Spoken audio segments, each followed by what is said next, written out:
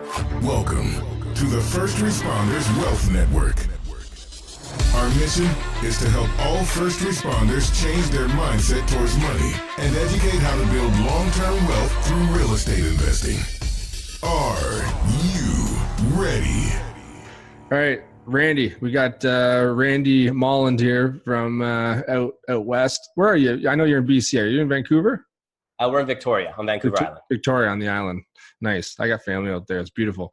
Yeah, so obviously we connected through a number of stages, but one, obviously, real estate is both our passion. And obviously we met down at in Vegas there during Cole's event, Thrive. So why don't you introduce everyone what you're all about, and let's get rolling there from the real estate standpoint. Yeah, so my name is Randy Molland. I co-founded a company called The Reinvestors, and it really stemmed from wanting to support people more in educating them around what they could do with the equity in their homes from real estate. I was 24 years old. I bought my first house, worked hard my entire life to get there, slaved working 10-hour days, 6 days a week, but got that first house. And then 2 weeks after I purchased my house, 2 weeks before I purchased my house, my mentor in the electrical world, I was an electrician by trade, he had just bought a house in the same neighborhood. I bought my house 2 weeks after in the same neighborhood. And 2 weeks after that, he passed away from a job site accident. He had a telephone pole slip on one of the job sites where they were installing, killed him instantly on site.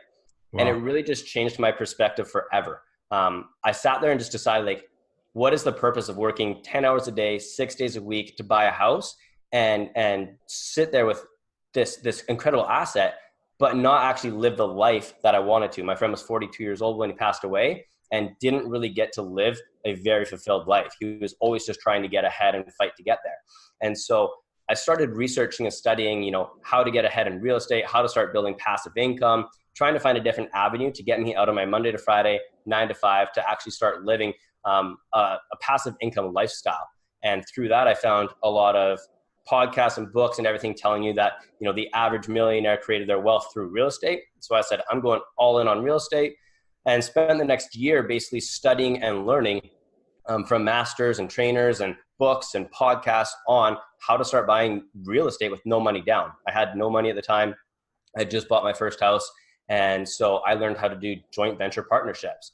And in doing so, I realized that by helping people pull the equity out of their homes and giving them an opportunity to invest, people that might not understand real estate as good as I did, people that hadn't studied for a year, that they could invest with me. I would do all the work, they put up the finances, and then I would just give them a monthly residual paycheck.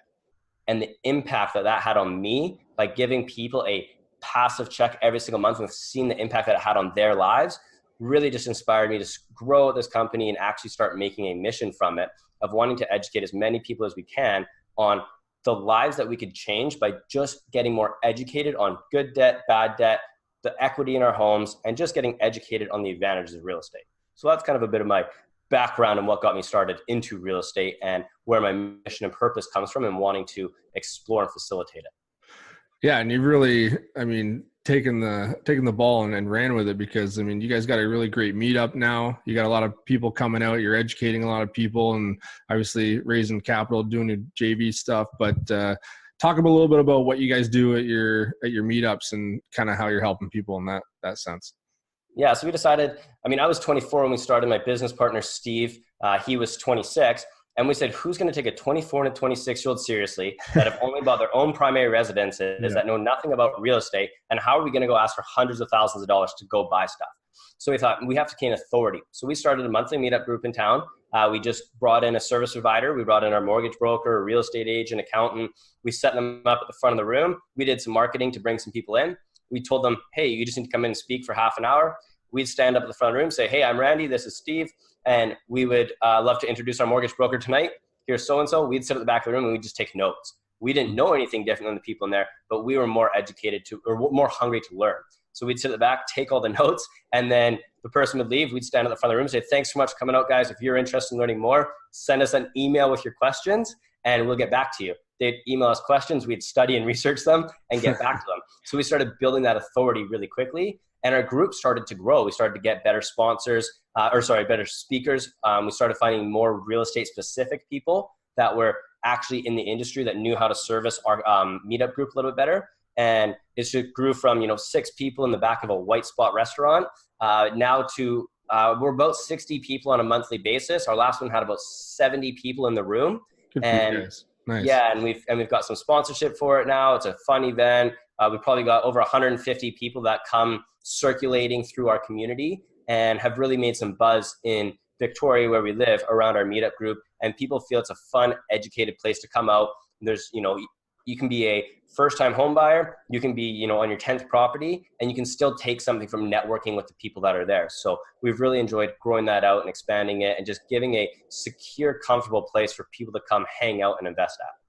No, that's awesome. I mean, you guys are good guys, and I know you for years now, but so, I mean, if you're in that area, definitely check them out. I haven't had many people on the show from out west, so if you are out west in Vancouver area, definitely reach out to Randy. But, the one thing that you said is just building the team. And I mean, you obviously had good people around you, and you bring them in and you're leveraging off of them to grow something. But it's really having those people that you trust and helping others. Like, you don't need to know everything in every single category. Like you said, you were already growing. You had people coming in and you're taking notes in the back. And I mean, I'm still taking notes in the back. I mean, you never stop growing and learning, And I think that's where a lot of people make a mistake, right? They do one property, they think they understand it, and then they try and go out and do it over and over again. But you always got to be learning. Like, still to this day, Steve and I'll sit at the back of the room, we'll sit in the front of the seats, and we'll just take notes on everything that we're learning. We just learned, we had Robinson Smith come in and talk about the Smith maneuver. His dad, Fraser Smith, created the Smith maneuver strategy, wrote the book on it, and then his son, now Robinson, is teamed up with us. And he's really out there teaching people how to make their mortgage tax deductible through the refinancing here in Canada. And it's just been the coolest process. I knew about it, but I didn't understand it. And he came in and presented to our meetup group and just blew everybody away. There wasn't a person that left that didn't get educated on something to do with, tax deductions and refinancing and mortgages. And it just really, it is really cool to us to still always be leveling up, even being 3 years into the industry, hosting monthly meetups, hosting events, running educational stuff. We're still leveling up and learning. We still work with one of our mentors, Ray Ostrander. He supports us all the time. We still call him. So I think you always have to be trying to take yourself to that next level and always be learning on any stage in any game. No, absolutely. I mean, you never stop. And it's funny that you say Ray. I actually had him out too. We were talking off air. Had him come to my workplace and give a speech, and people were blown away because some stuff just isn't talked about in the workplace or even at the family dinner tables or wherever it is that you meet up. But it's just like there's so many strategies in real estate, which I love. And, as you know, but 3 years of doing all that, you get exposed to so many things, and then, and then you evolve and just graduate and you start building that equity and start doing a little more creative strategies. And, the one thing that we were talking about too is just some people's perception with good debt and bad debt. There's a lot of people, especially in our workplace and first responders, I always find, and it doesn't matter who I interview or talk to throughout the country, US or Canada, as soon as they get that first paycheck or hit that ceiling and get that nice paycheck coming in, they buy that nice expensive truck or that nice expensive car right away, when they really should be looking at investing and buying a house that creates a little bit of income, so.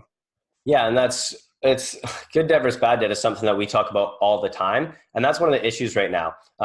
There was a stat that was just released by CBC. I don't know who exactly did the stats, but it's like the average Canadian owes $1.73 for every dollar that they earn.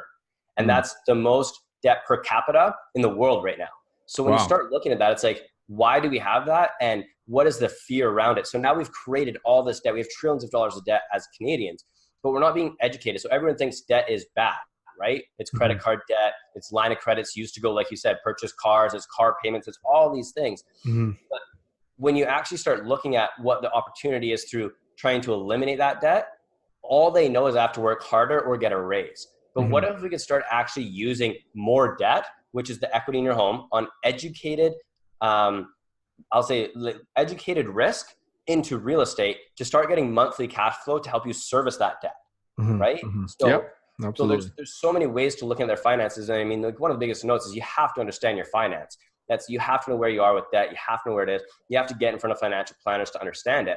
And what we're really just trying to distinguish is the equity in your home isn't bad debt. It's only bad debt if it's not doing anything for you, right? I take the equity from our homes and invest it back into real estate that pays me every single month. And then I use that monthly cash flow that I get to service my lifestyle. And that's Robert Kiyosaki 101, right? You read Rich Dad, Poor Dad, and inside there, he talks about his wife wanted a Ferrari or something like that. And he said, cool, well, go buy enough cash producing assets that'll make the payment for your Ferrari. And that stuck with me. That was the first book I ever read.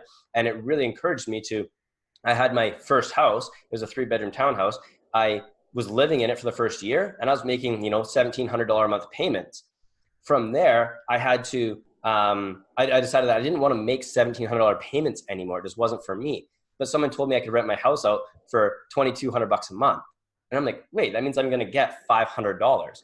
So I moved out of my house basically the next day, put it up for rent, rented it out for $2,200, took the $500 a month cash flow that I got and went and used it to pay rent at a place. And I rented a bedroom at a friend's place for $500.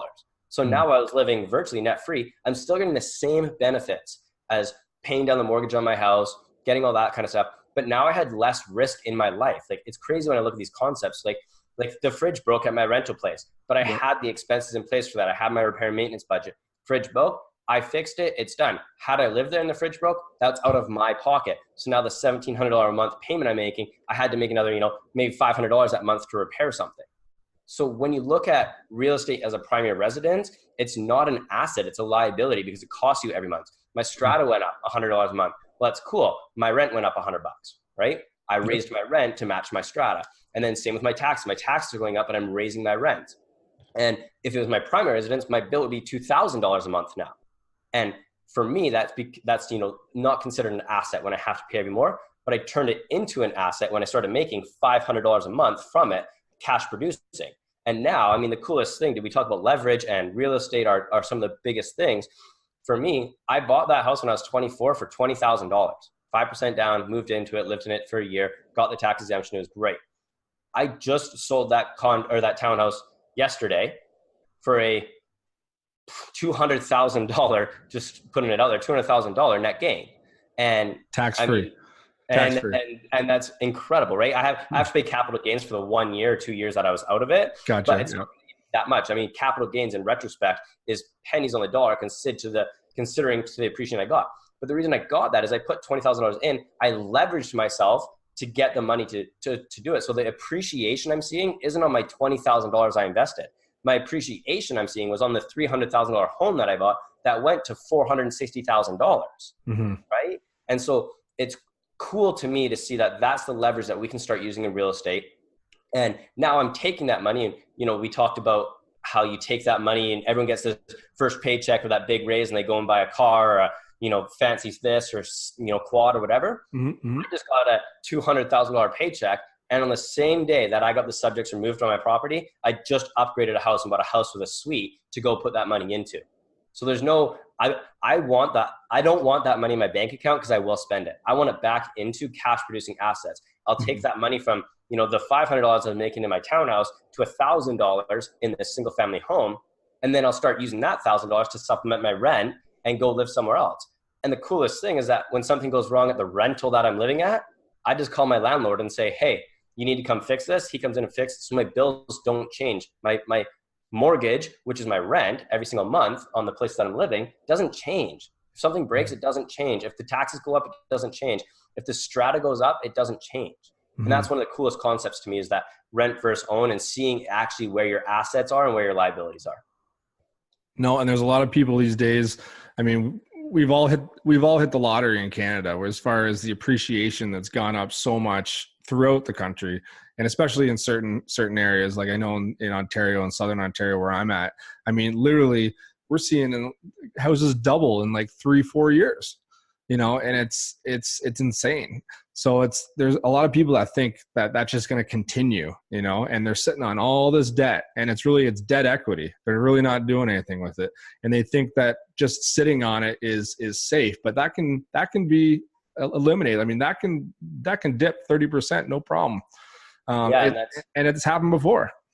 Yeah. And that's one of the things that we educate a lot of our people on. So everyone says, yeah, you're teaching people how to refi their money out of their homes and invest it. But what if the market crashes? Now you've just screwed them over for life and they've lost everything. That's how an uneducated person thinks. And that's one of Definitely. the things that we try and teach, right? We try and teach real estate in a way that it's a long-term growth. We're not flipping houses. We're preparing for a downturn. We understand it's coming, right? We're being rational. We always invest for cash flow, right? If there's no cash flow, we don't invest. We're never in a negative cash position. If we are, we sell, which is what happened with my townhouse. My stratas went up. I was about to start losing money. So I just walked away from it. I'm not attached to the property. I'm attached to the cash flow. So as soon as I lose it, I'm out. So we teach people how to mediate the risk inside real estate by making educated decisions on what you're purchasing and where you're purchasing it and what you're doing with it. So we're not just saying refinance your home and go buy a property tomorrow. We're saying come in and get educated. Let's walk you through the process. Let's teach you about cash flow. Let's teach you about the 3 different ways to get paid in real estate, from cash flow, appreciation, principal recapture. If you know that you sit on it for 10 years and you're going to pay off so much of your mortgage in 10 years, then that's a good asset because somebody else is paying that debt. So that's something that a lot of people have misconstrued is, yes, the market's going to crash, but why not get that money today while it's at 3 and 4%? You make interest only payments and we can go get, moderately 12 to 15% on real estate. You subtract the difference and you're walking away with a pretty penny in your pocket on just being educated, by just being smarter than the average person out there. Definitely. And it's being exposed to different strategies and stuff. Like I always come back to, a lot of people just don't talk about it and just aren't exposed and really see the opportunities that are out there. And when done smartly and correctly, and you're being educated and you buy purposely and tactfully, like I said, you're buying for cash flow. And as soon as that cash flow is there, it doesn't matter what the market's doing. It doesn't matter if it goes up or down as long as you're cash flowing. So, and then it's a long game too. You can buy and hold and just wait for it to come back up, and then you can refi and tap into that equity again down the road. So, yeah, we were just at Aussie Jurik's Land Rush event over here in Vancouver. It's a pretty big event, and the biggest thing they said was, if you invest for cash flow, that's how you get rich. If you invest to flip, that's how you make an income, and you can lose that really quickly in the downturn of a market. You're volatile. Right? That's long-term cash flow. The volatility, if you look at a 10-year span, that's again the education. When you start looking at statistics over 10 years, naturally the average appreciation we're seeing is 3% over 10 years. It's not a negative. It goes up and down. Yes, real estate goes up and down. But what we tell our investors, and this is the funniest thing, is they're like, what if the market crashes? It's probably one of the biggest questions we get. What if the market crashes? I'm like, cool. If the market crashes, we're leaving that property. The cash flow is probably going to go up because if you look at rents in a down market, the rents actually increase because less people can afford and more people are scared. So they'll rent during the downturn and then coming back up, they'll buy again. So our rents are going to increase. But what I'm going to do for my investors, I'm going to go back to them and say, hey, the market's crashing. Here's the time to buy. Can you give us more money? And the look on their face is like, you're going to ask for more money? Yeah.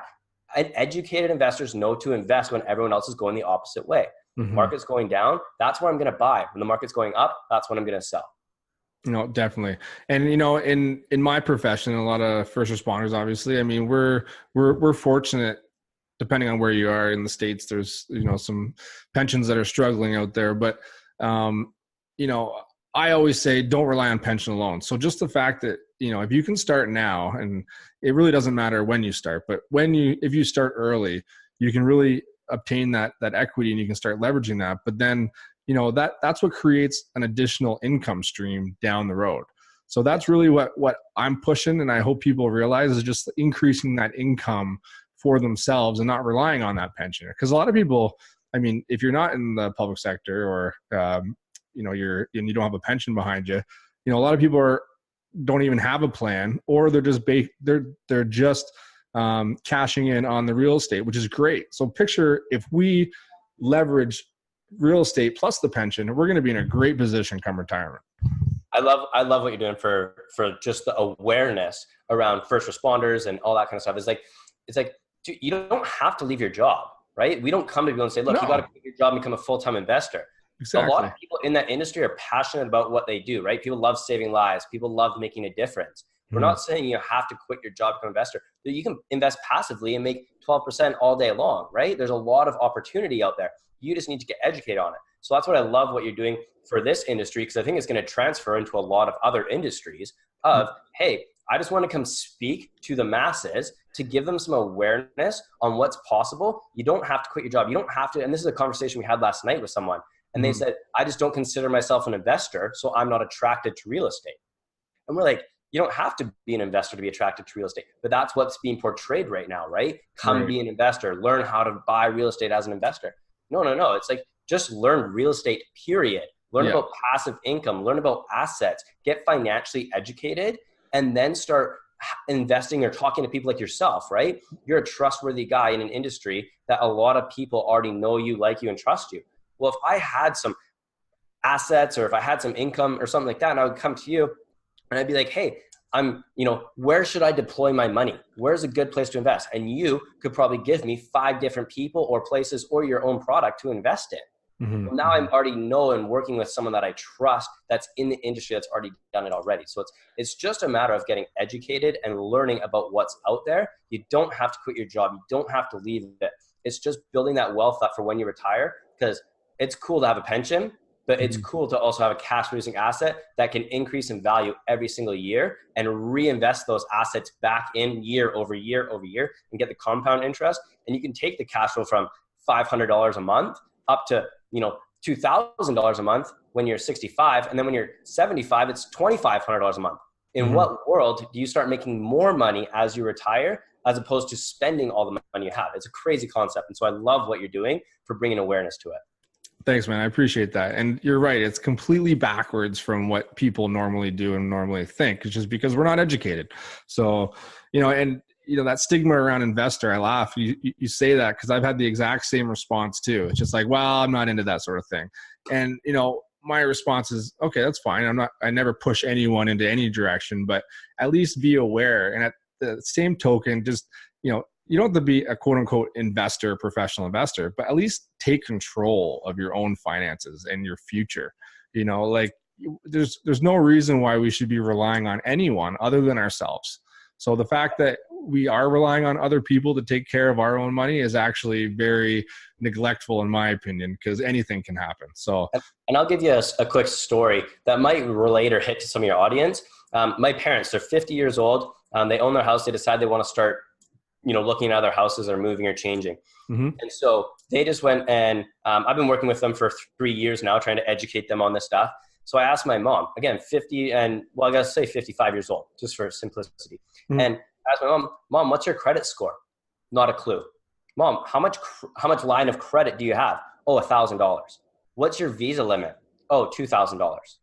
I'm like, okay, cool. Let's start working on this stuff and understanding around your education, right? And I asked, so she went to the bank. She has an 800 plus credit score. She's like, that's incredible. My dad was 800 plus. So both of them combined, they're like, wow, you guys have incredible credit scores. How much line of credit do you want? And mom's like, oh, I don't want any. And I'm like, Mom, you got to get an unsecured line of credit. That's where you can start making your money, right? That's where you actually get educated enough to know. My mom didn't know what a TFSA was. She didn't know, she doesn't understand RSPs. She just knows I'm supposed to put all my money in RSPs, pay down my mortgage and live life and then sell my home and then, live off $100,000 or $200,000 for a few years, downsize and then do it again until I eventually have no money and have nowhere to live. Like that's what we're taught in society these days. And so once I started educating my parents now they're coming back to me saying, Randy, the bank just offered us a, $30,000 line of credit. Should I take it? Yes. Get an unsecured line of credit for $30,000.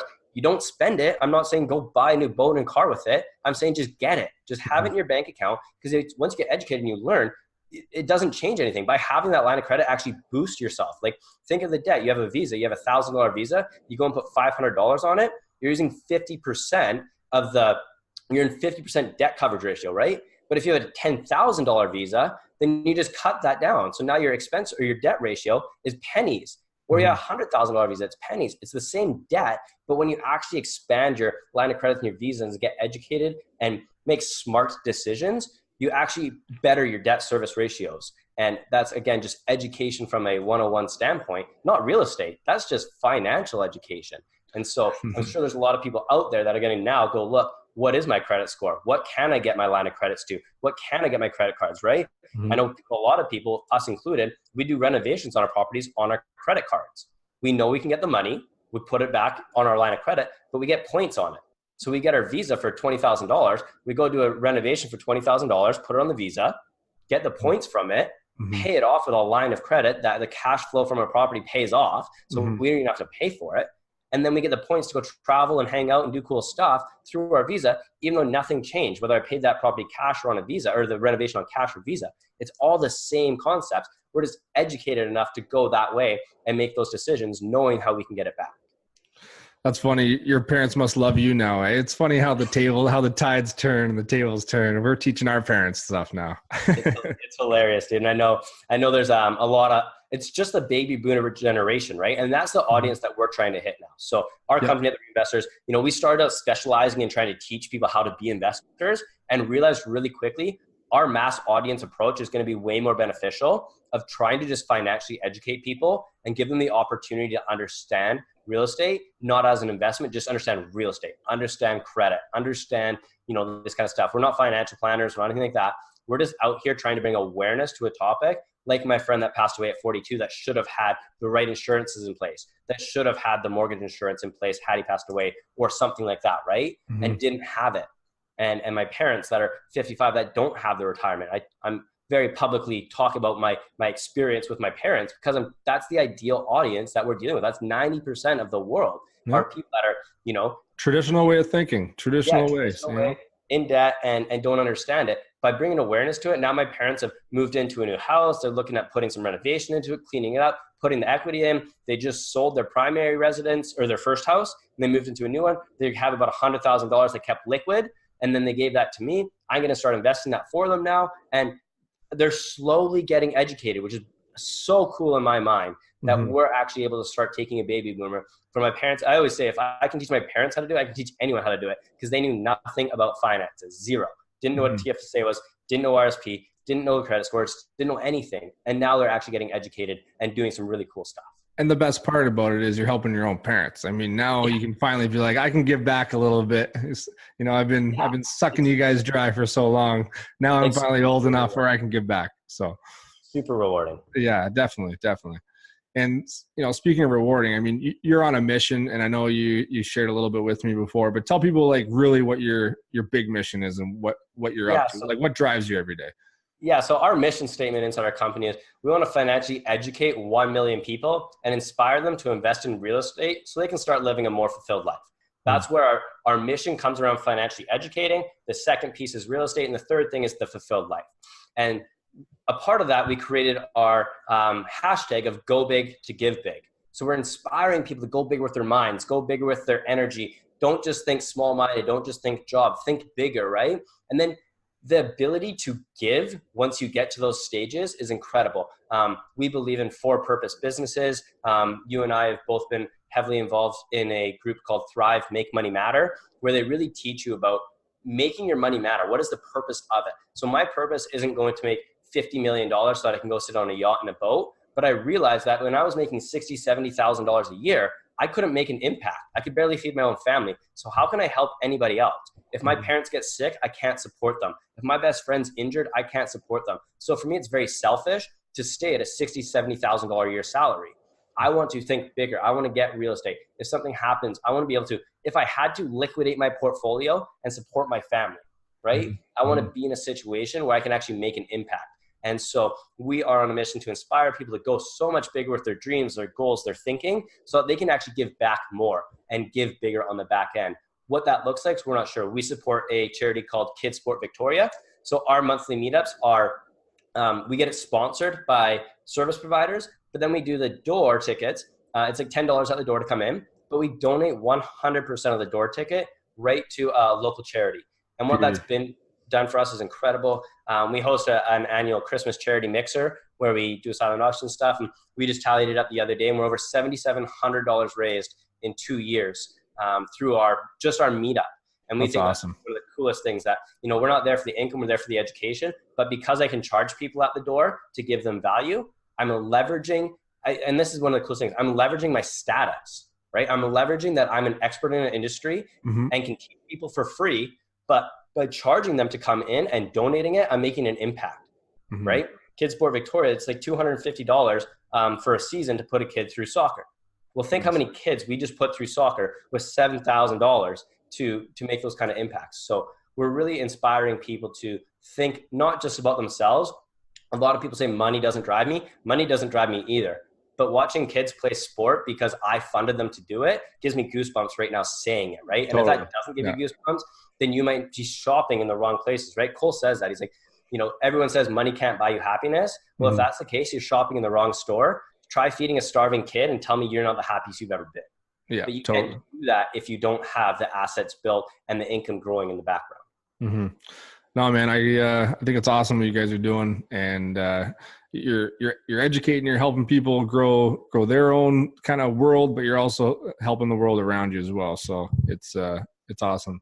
And I even got all cheesed out today and wore my Thrive hat for you. So for those of you who are watching on the video, I have so much Thrive awareness. For those of you that can't see, we have a brand. We are part of a brand that's Thrive, Make Money Matter. I'm a part of the mastermind with it. So all my clothes say Thrive, Make Money Matter, and all of our reinvestor stuff is like the reinvestors go big to give big. There's a purpose and a mission behind wearing it, right? And this is something cool that a lot of people wear their favorite sports teams jerseys and hats, things like that, right? Like Boston Bruins fans are always decked out in Boston Bruins. I'm a sports fanatic, but I wear my favorite entrepreneurial stuff now, right? Like I wear Cole Hatter's stuff because I love his mission. I want I want my money to matter, right? I believe in his mission. So I'll wear Thrive stuff all day long. I'll wear kids sports shirt because I believe in the mission that I'm a part of. So I've now switched from being, why support a sports team that doesn't really have an impact it has an impact, but doesn't really have an impact in the world. Now I wear shirts and support entrepreneurs that are making impact in the world. So we're seeing a huge shift in the entrepreneurial space around people wanting to support missions and companies that are actually making impact in the world. Yeah, I think people are just sick and tired of, just the normal, corporate world, just, being neglectful for whether it be, the environment or just people in general, right? So, I mean, when you get people like Cole kind of really pushing this message, a lot of people gravitate towards it. And, he used to be a firefighter too, and I had him on my podcast. So he's one of the earlier interviews that I had. So if you haven't heard that one, definitely go check it out. And if you haven't, for those of you who may not even understand or follow a lot of entrepreneurial stuff on social media or whatever the case, go check him out at Cole Hatter. I think his handle is just Cole Hatter, isn't it? Yeah, Cole Hatter. I would recommend go checking out his TED Talk. So just look up Cole Hatter TED Talk, and he talks about the 4 quadrants of how to make money matter. And it's the most impactful video you'll ever see. Changed my life, inspired so many people's lives. So I would check that out because it is so inspirational. And while we're talking about this, I'm involved in his mastermind, and the coolest thing about it is I'm surrounded with people that want to make a difference, right? I knew I wanted to make a difference, but going out publicly and saying, hey, we're going to donate money from one of our events, we're going to make money and then we're going to donate a bunch of it away. People think you're crazy. People think it's weird, but the community I'm involved in, that's normal. So when we talk about this stuff, don't just think of real estate as, oh, I got to go do it myself and learn. Come out to educational events, right? We take a lot of people in that know nothing about real estate. They come to our event, they see, 60, 70 people in a room that are like, oh, cool. I'm here too. I know nothing. You know nothing. Awesome. You're an average of the 5 people that you hang out with the most, right? If you hang out with 4 alcoholics, who's going to be the 5th, right? And think of that, really think of that. When you go out for dinner with your friends and 4 people order drinks and you're next to order, if you order a water, what's the impact that happens, right? You're more likely to order a beer or something to be a part of that 5. It's the same with your finances. If you're hanging out with 4 broke people all the time, and nothing against it, but if you're hanging out with 4 people that are over leveraged, barely getting by, paycheck to paycheck, they're not pushing you up. They're not pushing you at all. I agree, 100%. And I don't say that from a success standpoint. You don't have to be a money thing. But if you like sports and you're hanging out with people that don't like sports, go find people that like sports. Go find 4 people that love sports, and just go surround yourself with people that actually want to be a part of what you want. And that's, I just was listening to your last podcast, and the guy was talking a lot about mindset. And he said that's the first thing he ever did was like invested in his mindset and his coaching or like just self-development. And I just love that, dude. That's what I did too. I've invested, hundreds and hundreds and hundreds of thousands, I was like tens of thousands of dollars into self-development coaching. And it's just like getting those mindsets right of learning how to surround yourself with the average of 5 people and things like that. So freaking valuable. And that's probably like even the biggest takeaway from everything outside real estate is just start auditing your life. This whole journey that I've started in the last couple of years, I mean, it really does. It's so obvious that really you got to start within yourself. because if you don't help yourself, you can't help people around you. So, you know, and that comes even from what we're doing now. We're helping other people throughout, you know, our own circles. So, yeah, man, I think that's awesome. Well, I know you have to go, and I appreciate your time, and I'm respectful of your time. I think you're going to put an offer on a house right now, aren't you? Yeah, so I'm trying to write up. It was a off-market property, and in a hot market like we have, you got to jump and take opportunity there. So it got posted. I went and looked at it and jumped on it right away, and basically have a handshake verbal agreement on it. And I'm trying to write a contract as fast as I can so that nobody else can come in and swoop it away from me. So, well, I don't want you to blame me, you know, next week if I held you too long. So I'll let you go. But I really appreciate your time and sharing your message. And I know we're on the same page on a lot of areas. So I wish you all the great success, and just keep doing what you're doing, man. I appreciate it. And just to leave your audience with 3 quick takeaways, if they've made it this far: get educated, learn the terms of real estate investing, find a group, find a community, get supported, get your finances sorted, start understanding what terminologies are, you know, home equity line of credit, what is your credit score, things like that. And then start building your team. Start finding, you know, service providers, real estate agents, mortgage brokers, accountants that understand real estate investing or investing in general, or want to level you up. By surrounding yourself with a team, they don't want you to fail. They want you to succeed. So if there's 3 things I can leave them with, that's probably my 3 main takeaways. Is you follow those 3 things and you're going to end up being successful. And I mean, follow this whole experience that you're creating for first responders and the whole wealth network in general. I think is super incredible, dude. I commend you again for creating something so cool in this space. Well, I appreciate that.